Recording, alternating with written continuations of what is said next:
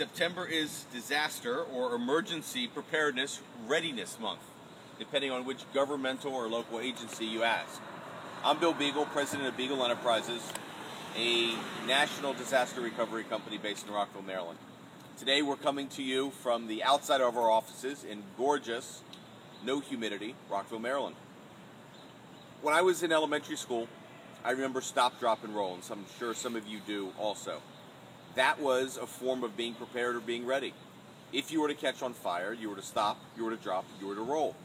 I also remember them telling us that if there was a fire in our house, to have a plan of where to meet your family, where to get the dog, where to go to meet up to know that everybody is accounted for.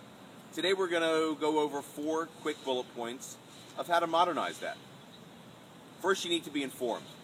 Whether it's Twitter, a news feed, Facebook, whatever form of social media or however you get your news that's reliable, you want to get informed, reliable, solid, constant information. You'll probably need to charge and keep charged a cell phone to do that.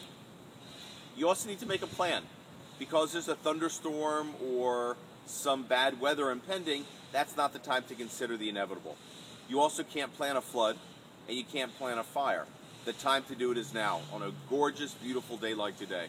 I know it's not attractive, but take a lunch, go outside, make some notes. You also want an emergency kit. You want to know that you can survive for 72 hours after a disaster. Clothing, non-perishable food items, water. It's also important to have a printout of your phone contacts or basic contacts written in case your cell phone does go dead. That brings me to how are you going to contact people? Well, you want to consider maybe a drop-dead or an old-fashioned Ma Bell type phone line in your house. That doesn't work on batteries, that might work on batteries rather, and doesn't rely on electricity. You also want a first aid kit and some clothing so you can get around. If somebody gets injured, you can still take care of basic first aid needs. Long sleeves, short sleeves, a variety of clothing depending on where you are and the type of weather it is. You may also want to consider keeping your documents or your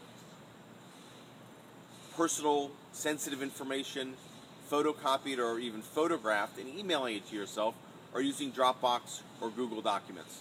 These are just a few things to consider. Each business, each home, each family has their own individual set of needs. Come together as a family, come together as a business or a group, figure out what you need. Being prepared is crucial. Take the time to do it now. Have an awesome day.